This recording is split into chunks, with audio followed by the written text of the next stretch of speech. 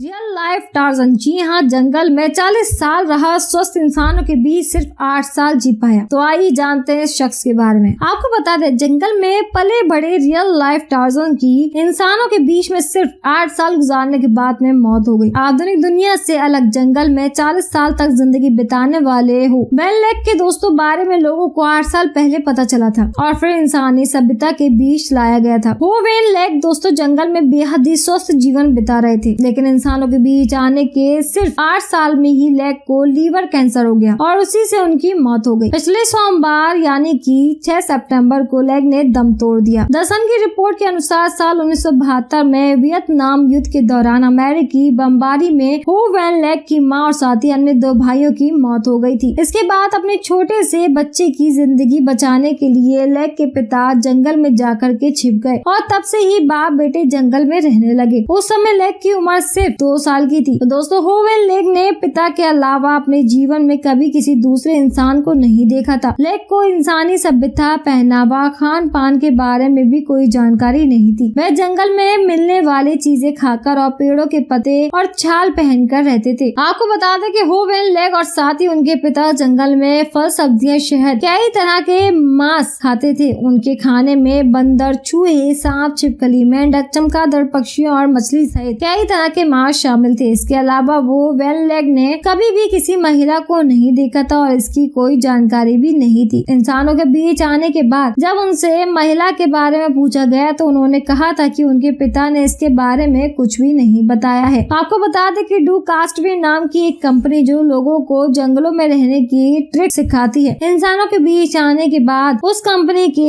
Alvaro सेरोजो ने हो when से मुलाकात की थी। उन्होंने बताया कि उनकी मौत में आने के बाद हुए बदलाव के कारण हुई है। तो दोस्तों लेक तैयार खाद्य पदार्थ खाने लगे थे और शराब भी पीने लगे थे। जी हाँ, उन्होंने कहा कि मैं लेक के जाने से बहुत दुखी हूँ, लेकिन मेरे लिए उनका जाना भी एक मुक्ति है, क्योंकि मुझे पता है कि वे पिछले कई महीनों से काफी ज्यादा पीड़ित थे। Thank you.